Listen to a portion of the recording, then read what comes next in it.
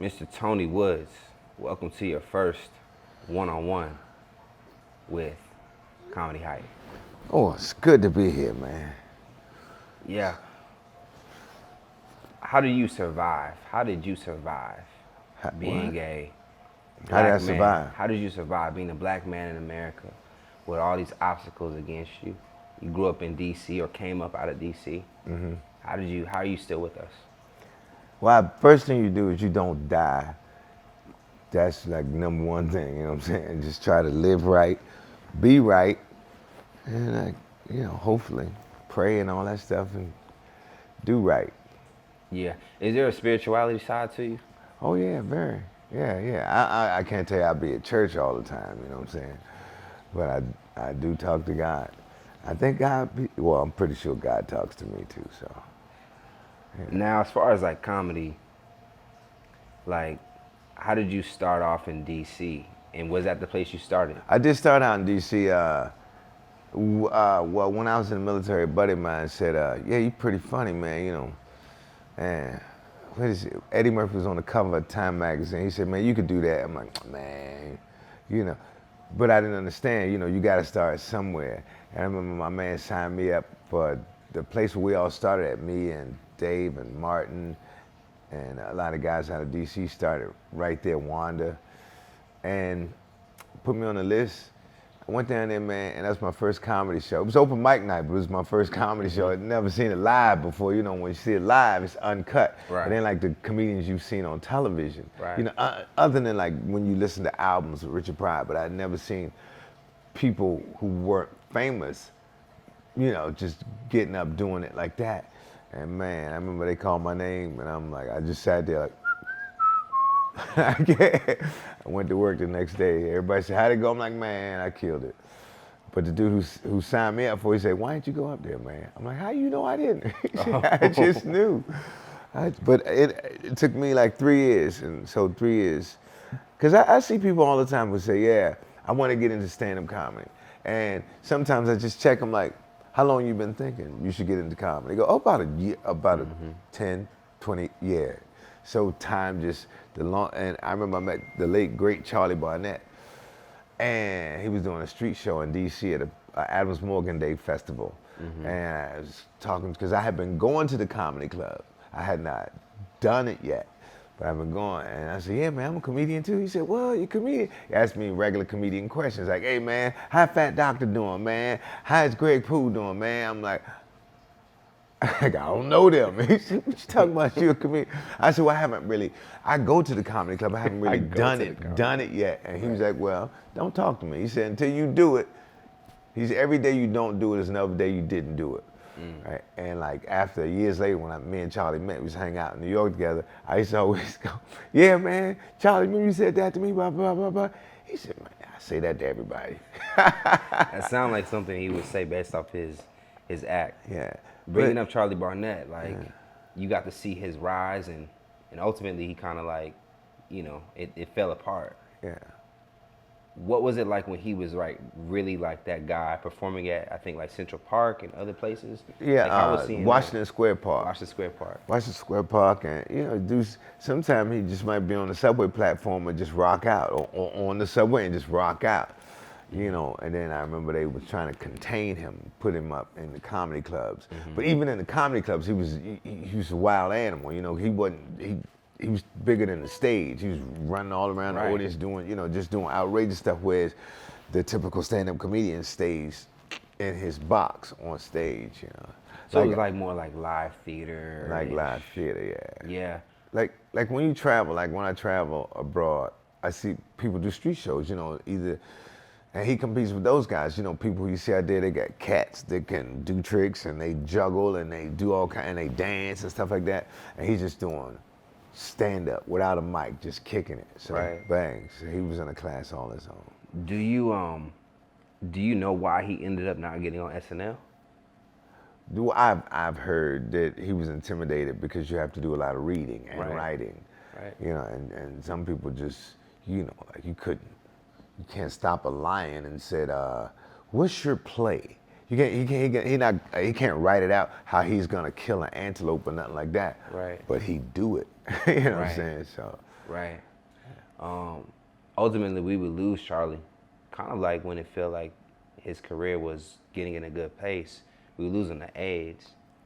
Yeah. What was the AIDS epidemic, or yeah, epidemic like when you were kind of like coming up, DC, crack, just like Well, I do remember that. It was like the early '80s.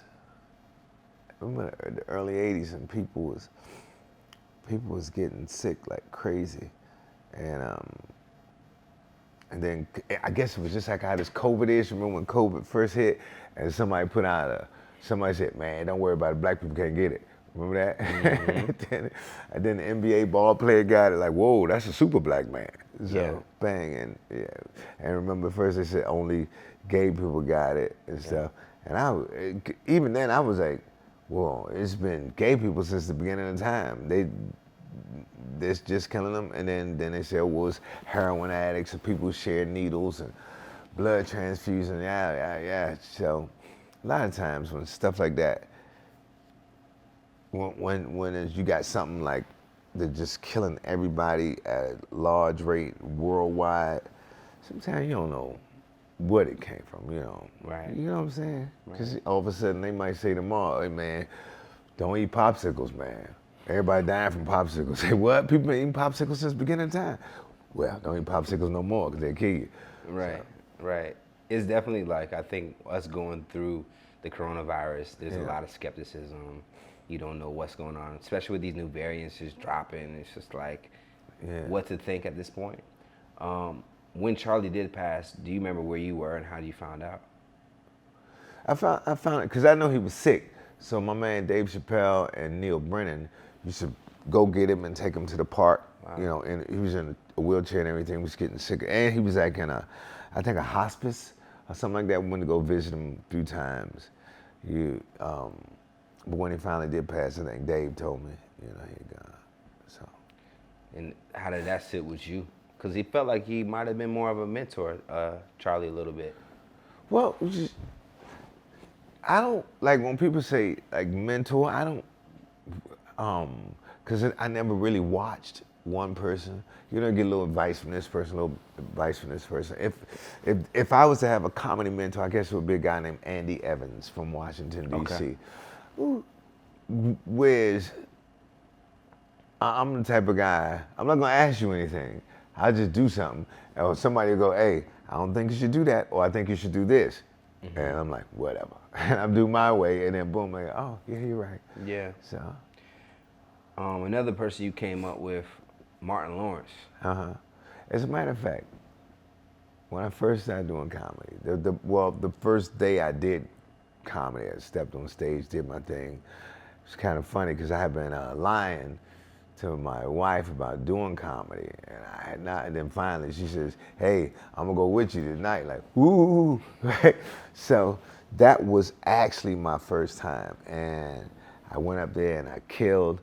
But the funny thing, before I went on stage, the guy William Stevenson, who passed away, he used to be the bus driver on that TV show called Louis C.K. Okay. Yeah, he was a bus driver with the bad attitude. Yeah, Gotcha. him. I remember he said to me, where you want the light at, man? And I said, right in front of me, like that. But that means where you want your light. Like if you got a 5-minute set, do you want it at 3 minutes, 2 minutes, 1 minute? Bang. But I have been in the comedy club, and I've seen comedians go back and forth, like on the stairwell. You're like, come on, man, you did this much time. And they always say, I ain't see the light. Which is, I say that a lot. I didn't see the light. It means you just in a zone. You didn't see some people see the light and go, I'm killing, I'm not getting out of here. But I was ear hustling, and I heard a few comedians go, man, my bad, I ain't see the light. So when he said to me, where do you want your light? I'm like, right in front. Like, you know what I'm saying? Because obviously these other guys don't see it. So at least I'll be able to see it. And when I came on stage, Martin Lawrence and Pierre was right there. Like, yo, man, good set. Like they're saying comedy stuff. Like, hey, what club you work out of? And I was like, I said I work in a dental lab, man. So. What was Martin's reaction and Pierre's reaction? I don't remember. That was a long time ago. But I remember we just started hanging out. Because we was like the new little young guns, you know. And I started in May. And dude, I was on a television show in July. So as the same guy, Andy Evans, had a TV show called The Soul of Comedy, and it was on public access. Remember how they had Wayne's World, just back then before HBO and all that stuff took over. They had little public access cable, and he had a show called The Soul of Comedy, and he had me, Robin Montague, Martin Lawrence, a guy named Warren Hutchison, Pierre, Tommy Davidson, Vincent Cook, Greg Poole, Fat Doctor, late great Fat Doctor, Butch Burns, Sylvia Trayvon Morrison. Like, he had us all on there, but me and Warren and Martin and Pierre were like the babies. We was green. So, but we all did well. And I was surprised at that because people was recognizing me. Like, we had Pierre. He does our show, and we did a one-on-one interview with him. And he told us a story about how Martin ends up blowing up, and then Pierre, I think, ran into Martin, and Martin said, "Yo, just holler at me when you get to LA." And I believe Martin did try to Pierre tried to holler at Martin, and Martin kind of like curved him a bit. Is that typical in the game? I don't know. But I tell you what, speaking of TV shows, I got picked for a television show. So it was on BET. Again, at that time, there was no cable in Washington, D.C. And this guy named Stu Perkins, he was a producer, young guy, TV producer. He goes, "Yeah, man, why don't you be on my show?" Gave me his card. He said, I'm with BET. I'm like, "What's that?" He goes, "Black Entertainment Television." I remember laughing. But anyway, gave him my card, didn't think nothing about it, blah, blah, blah. The next day, because by then, I done got into comedy. I had stopped working in a dental surgical office and everything. Now, I need a job where I can go when I want to go. I was a bike messenger. And to keep you in shape at the same time. And you make good money. So I remember my dispatcher called me and said, "You got an emergency phone call, get a landline, call your wife. It's emergency." I call her. She said, "Oh, my God." She said, "BET call." And I'm like, I said, "Yeah, what, he called the house, left a message or something?" She said, "BET call." I'm like, "Yeah, I met the dude last night." Talking about he was with some Black Entertainment Television. She said, "Yeah, Tony, that's a thing." I'm like, "For real?" Like that. And then that was a live TV show. It was a game show called Tell Me Something Good. And it was me and Chris Thomas, Greg Poole, Butch Burns, Michelle Wright. She's a radio personality. And the woman who hosted it, oh my God, wow, I can't remember her name right now. Ooh, I'm sorry. But she was the host of it, and people would actually call in. It wasn't Downtown Julia Brown. No, her name was Julia Rogers. Whew, thank you, bro. Yeah, her name was Julie Rogers. And so the show was good, right? The first one we did, went in there. It was that's when the studio was like right outside DC in Arlington, Virginia. Did the show, and by the time I got back home, dude, phone had blew up because all my family down south and wherever else where they had cable television and watched BET on a regular, they was like, "Oh, shucks." Even my father's side of the family called me. So I was like, wow, overnight famous. And but sometimes because of that show got popular and gigs and stuff started to pop up.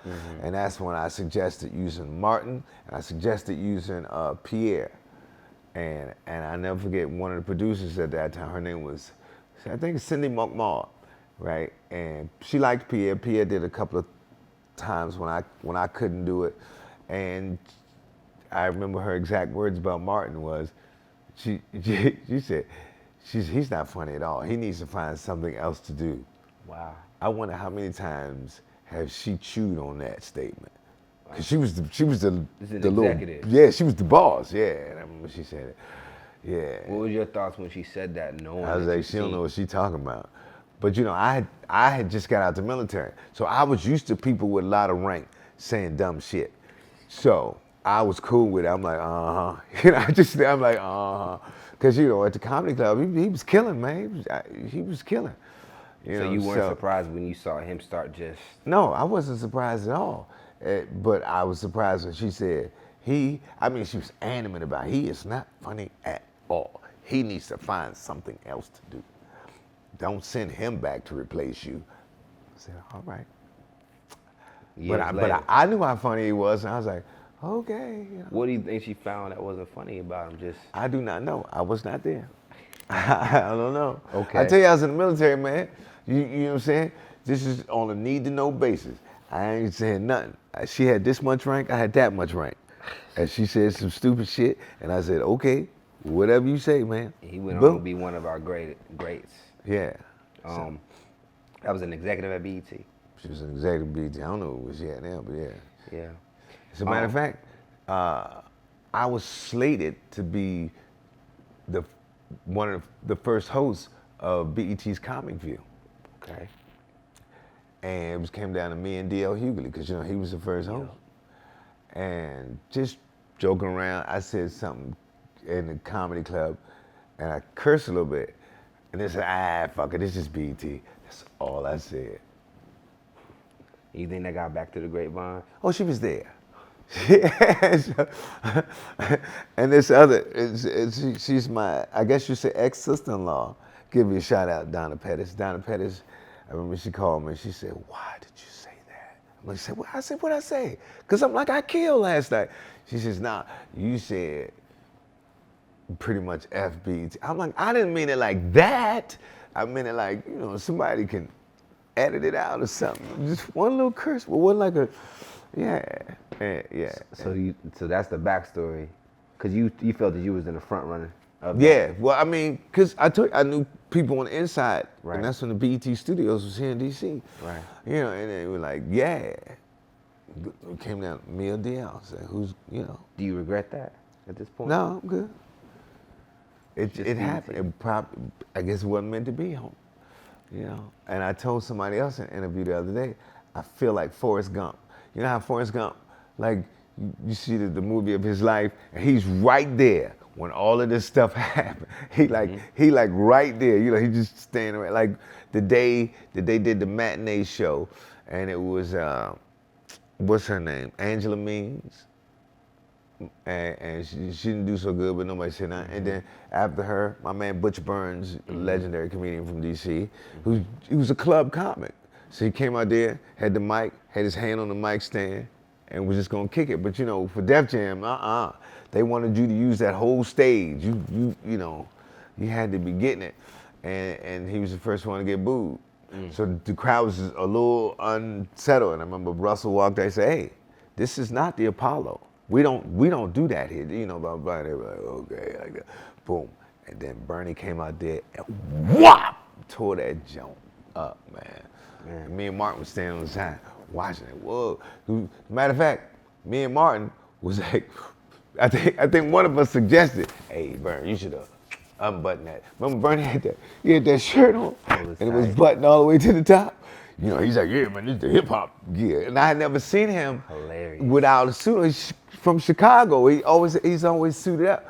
But he had changed his look to fit with the Def Comedy Jam, New York hip hop thing. Remember he had the pants with the straight paint. He had the straight pants with graffiti and airbrush on them. And he had his shirt all the way but all the way up. That's hilarious. Yeah. I didn't even think about that. Yeah. Because he was always wearing suits. Yeah, but he was he tried to do some young hip hop shit. Yeah. So you know. But he ripped that joint, and like I was right there when it happened. So like Forrest Gump, be right there when stuff happened. Did you just backstory? Did you and DL ever talk about Comic View, like how that kind of played out? I don't even know if he know. Like I don't see. I knew because I had people in the office who said, "Yeah, right now it's you and DL," and then, of course these are my people that go, "You got that," you know. Right. So recently, Katt Williams. This is his statement. He said that Eddie Murphy can't be your favorite comedian because he hasn't done comedy since the 80s. Does that have any, according to Katt Williams, Okay, I didn't write that, so that's not my quote. No, it's not your quote. It's Yeah, Katt okay, Williams. listen, I can say Dr. J is still my favorite basketball player. And then you would say, what? He ain't play basketball. Does it have any validity though? I mean, because it's like he also went on to say like you can't compare like Mozart to today's like artists because it's like Mozart was way back then. That's why we do stuff like podcasts. Everybody got their own opinion. That's not my opinion. That's his opinion. Like if I was to say something like that, I would go, I seen Michael Jordan fly and change directions in the air and all that stuff. But Dr. J's still my favorite basketball player. And then you would say, but he ain't played in such and such, and he don't have this many rings and all that stuff. I say, okay. Just your That's opinion. my opinion. Yeah. What do you think? What are the metrics of a stand-up comedian? Like, how do you grade a great stand-up comedian? What do you think they need to possess? I don't know. According to Tony Woods. I have no idea. I don't.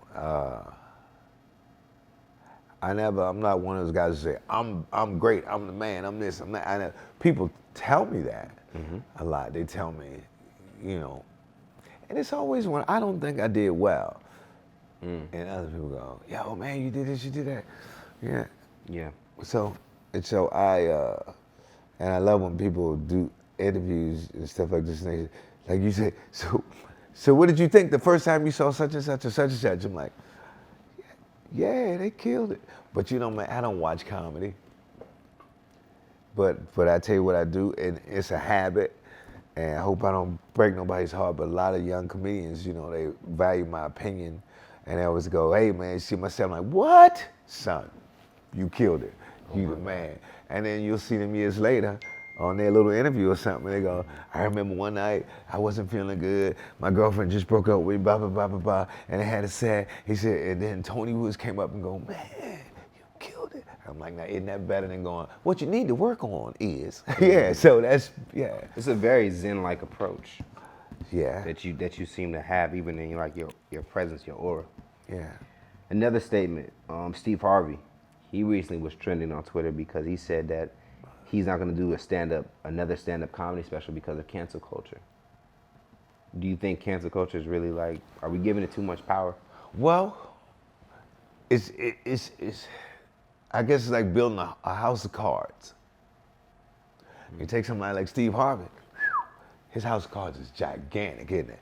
What? Like a guy like Louis C.K., guy like Dave, they house of cards is gigantic. You see my house of cards? I got one card and laying against the other one. I can say whatever I want to say, and they go knock my house of cards down and go, okay, I'll just do it again. Boop. But he's got way more to lose. So with him having a family and employees, all that other stuff, that is a very wise statement, Mr. Very Harvey. logical. Yes, yeah, because it's like look it out. You was talking about being a black man. Look at how many black men had to allow someone to belittle them, maybe spit on them, smack them, disrespect their wife or their daughters or their sons right in front of them for the better good of the whole family. Because if I punch this joker in the face, boom, they gonna come back tonight and burn our whole house down. Do you feel that's what Terry Crews did? Who's Terry Crews? Remember Terry Crews, Big Brother? What did? His agent had touched him. He did? Yeah. But it is big Terry Crews. Yeah, How big Terry was Crews his didn't do agent? nothing. How big was his agent? He didn't do nothing. What do you mean touched him?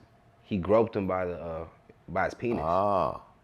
It was a male executive at his agency. And he's basically saying, you'll do what I tell you to do. I guess that's what the test was. They were at a party and he touched his So he did it for the greater good of his family. So he said. But a lot of people gave Terry, people from our community especially, talk down to Terry about that because it's like, dude, like, would you not let another white man at that disrespect you? Yeah. I mean, it's been a lot of, people have done, but I just never, I'm not a bruiser or nothing. I ain't never punched somebody in the face, but I let it be known, you don't do that. You know what I'm saying? That ain't how I get down. But as far as being sexually molested, dude, it's like every night. like women, like, you know, because women do got that, you know, they had a couple of drinks and I done made them laugh and they take pictures with me and they grab my butt, they do all kind of nasty shit, right? You know, the only time you get flack about it is if you're dating somebody and she go, did that bitch just grab you? Hey, I don't know what you know. He said, why didn't you say something? You can have her kicked out. You should complain. Yeah, I'm gonna complain, right? So, but if it was vice versa, you know, I couldn't go up to a female comedian at the end of the show and grab her titties and go, you was funny and shit, I'm taking you home, blah, blah, blah. Good job. Mr. Tony Woods, I've heard about your name, and I consider you a comedian's comedian, mainly because you're known for stand-up and nothing else outside of like, you're not like doing a bunch of movies. You can't say, man, I saw you in the movies, no hit sitcom. Is that a reason? Did you make that conscious choice? No. I tell you, me and Adele Gibbons, it was her sitcom. It was her sitcom deal, but I was one of the what do you call principals on the show, and I think we taped one episode, and they said it came down to either our show or Clueless. You remember the TV show Clueless? Mm-hmm. Well, yeah, because you don't remember our show because it didn't go. Right. And then every once in a while, there's somebody who come up with like. In New York, you used to always run across people from NYU Film School. And I've done a lot of little independent films, and people always say, man, when I make it, boom. I've run across a couple of them, and they doing well. Like this one girl, she does commercials. Commercials got a lot. Like, if you see a car commercial, the tallest guy will get into the back of it. Okay. Right, so it'll make you think, oh, it's that much room, but you know, it ain't that much damn room. So, but they do she does commercials. You should be surprised at what they make you think. I asked you that because I feel like Chappelle is also kind of the same path. He's known for his stand-up. Is there a particular reason why you think a person like Kevin Hart, or Kevin Hart in particular, books more movies than Dave Chappelle? Even though Chappelle is considered maybe even funnier. Well, first of all, I gotta say this, you know, Kevin first was a character. He was the same kind of guy, but now, man, I saw him in a movie where he's taking care of a handicapped guy, and now this latest thing he did with Wesley Snipes, I'm like, look at Kevin. He's an actor, yeah, he's doing it, man. And Dave, what's the movie about the singer? He was in it. Born a Star. Yeah.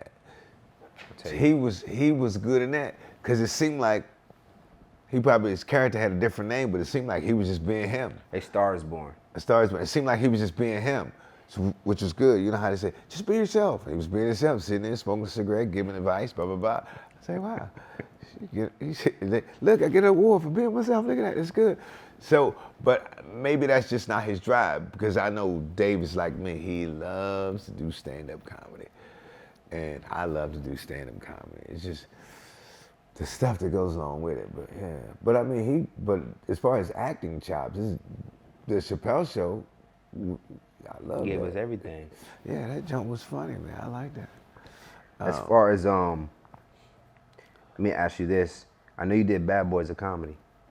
Yeah, I did Bad Boys of Comedy. Diddy has been notorious about like his dealings in business. Like, how was that?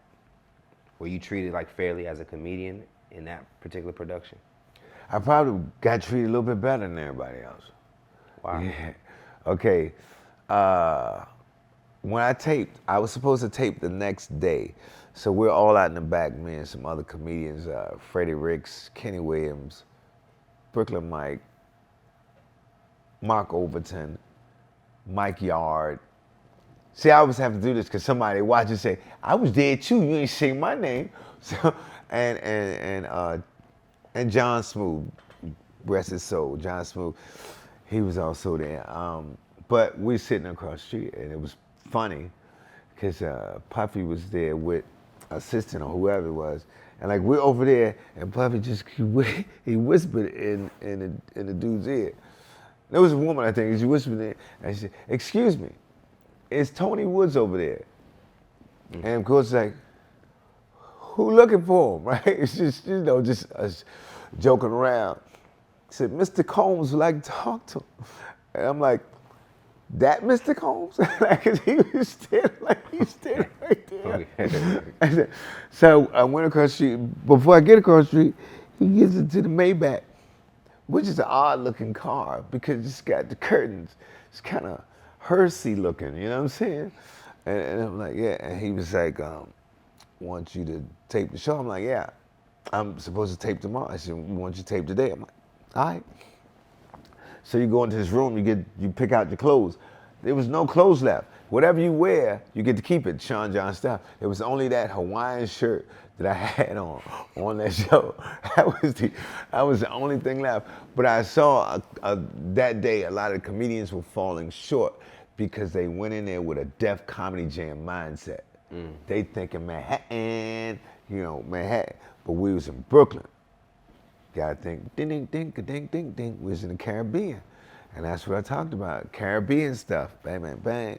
And the show went well. Then the second time I taped for him, he was there. I don't know if you saw it, but he said, he's sitting there, he said, we bring all the best comedians like this guy right here, boom, boom, boom, top shelf, blah, blah, blah, blah, blah, blah. That was a good shout out. Yeah, so it was a good shout out, like when Dave gave me a good shout out. So thing was popping for a while, popping, and kind of fizzled again, I don't know. Yeah. Steve again. Steve. He, in that same statement when he talked about like cancel culture, he went on to bring up Chappelle. He said that Chappelle is like the only comedian that can kind of really go against that exception because of he's not sponsor driven. He doesn't necessarily, he doesn't have like, he maybe or may not, but he doesn't. So we can go back to the house of cards. Okay. So Dave got a big old house of cards, but he built it himself. Nobody can go, I'm taking my card out, taking my card out, taking my card out, and the house started to fall. So maybe that's why he can rock and roll like that. Is there a reason why you think Dave can't be canceled? Wait a minute, I didn't say he couldn't be canceled. I'm like, it's more difficult to cancel him. Plus, he explains himself. Somebody might walk out there and go, all fat people stink. Ha ha, good night, right? And whereas he would say, listen, the fat people I've met at the gym who were sweating stank. Like that, you know what I'm saying? So he could clean it up, Right. So people have referred to as Dave's mentor. How do you wear that title, and how do you even look at it? I like it. It's good, But I think a lot of people misunderstood what he said. Because he said, I looked up to this guy. He said, like Miles Davis looked up to Dizzy and Bird and all of them and Coltrane. He looked up to them, and he's like, he's trying to get like them. But he hadn't gotten good enough to find him yet. But he was definitely influenced by them.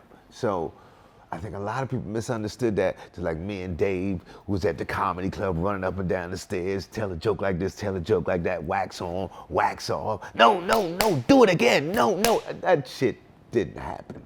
Or they think that I got some kind of magic key and I go, hold this key. Like that. What was the relationship like back then? It was big brother, little brother. That's all. Advice here and there? Yeah, a big brother, little brother. You ever see the TV show called Leave It to Beaver? Yeah, back in the day. Right? So something's bothering Beaver. And he say, Wally, blah, blah, blah, blah, blah, blah, blah, blah. Why? Wally don't know. He just say, hey, man, you know what, blah, blah, blah, blah, blah. Just give him something like, whatever. And that really was our relationship. It was big brother, little brother. Yeah. And I have sons, and my sons were 10 years younger than him. Like he's 10 years younger than me. So he could relate to my son, because he used to look out for, like babysit. When I brought him to New York, he used to babysit him and stuff, because they had similar interests. They could play video games together. Oh, them the new Nikes, them the new Jordans, boom, boom. They was on the same level, So like, boom. So there was and like Dave and them is like his cool, my son's cool ass uncles. Yeah. So, with that being said, have you ever reflected on just your gesture of being an older black man to a younger black man and being a black man that Chappelle could trust. Have you ever reflected on that? That maybe it ultimately shifted and changed his life. Yes, it's because I think he saw like this guy didn't take no shorts. Like I Like maybe y'all never crossed paths. Who knows what yeah, who knows what? his, But his story would have been. when him and his buddy Masavia, they went to Duke Ellington School for Performing Arts. That's when he was like 14, and he came and said, "Yo, man, you funny as I don't know what, man." Blah, blah, blah, blah. He's naming all the other comedians that he said, "Man, you funnier than such and such. You funnier than such and such," and I didn't know those people. But they are my contemporaries. I didn't know any of them because I never studied comedy. I never like, oh, I want to be like him. I never, I see guys with their notepads and stuff on their laptops, and they go, okay, I gotta rework this joke. Or they'll pitch it around to other people. What do you think about this? I'll never do that. I just do it until it feel good. When it feel good, boom. So like back to Forrest Gump again.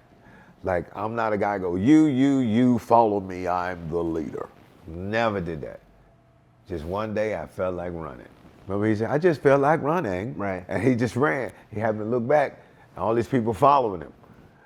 And they all want to know why he running, what's the mechanics of his running, what's the theme, look, man, I'm just running. I'm just traveling all over the world, letting my voice be heard and making people laugh with this gift that God has given me. You're not gonna see me talking about politics or this or that. And I really try to stay away from hurting other celebrities. Like, like making fun of them, because I'm like, I might be a celebrity one day. I want nobody. Do you think Dave is in that same space? Because he seems very remorseful with his trans and LGBTQ jokes in the past. It seemed like he always explains himself to be like, hey, my intent is not to hurt you. Like he explained, like this why the fat dude stay. Boom. Right? And I may not stink to somebody else because it was a fat girl right with the fat dude and they was having a good time. Boom. So you know what I'm saying? But I haven't watched any of his specials, right? No. Why not? I haven't watched anyone's. Does he know that? I don't know. What is it, just so you can stay in your mental place? I don't watch comedy. Yeah. Yeah. Like I work at the bowling alley. Hey, let's go bowling. No, man. Like that. I feel totally. When I do hang out with comedians because they have a higher, their sense of humor is higher developed. Like Dave said on his thing, he said, I know some comedians who's some of the most racist motherfuckers ever, but the way they lay it down is so clever. Boom. And you appreciate their honesty. Yeah, so, bang. Did it bother you at all to see people try to come at him, at least for... Yeah, because I'm announced to y'all. I don't even know if he know, but they come at me too. I mean, and see, I don't be paying attention. Like that day that it happened, I remember when the barbershop, everybody like, what's up with your man? Whoa, easy everybody. What's up with your man? Like, I'm like, damn, what happened? And then when I say, I don't know what happened, go ahead, you saw it. What you don't want to tell us? You don't want to, I'm like, I really. What made you hurt? What made it outside of just you relating to it? To see him outside of yourself relating to what he was experiencing? What made you feel kind of upset or disappointed what was happening to him? Well, first of all, I trust his judgment and like when everybody's like, Dave done lost his mind and went to Africa, blah, blah, blah, blah, blah. And what did he say, he went to South Africa or something like that? I'm like, what? I'm like, I know how bad black people got in South Africa. What are they gonna do over there and go, they're not treating me right? That's like, I don't think y'all know what the fuck y'all talking about. So I didn't listen to none of that, so I've always been that type of person, like, until I see it or hear it for myself, Did that even come down when he decided to quit his show? Yeah, just the same thing, because, I heard about everything on the news. I'm more concerned with what's going on, like with my family and my kids and stuff like that. Like, and I hate when I sit around with comedians and just talk about comedy. I'm like, that's all going on with you? Right. Joke, set up, punchline, get the fuck away from me.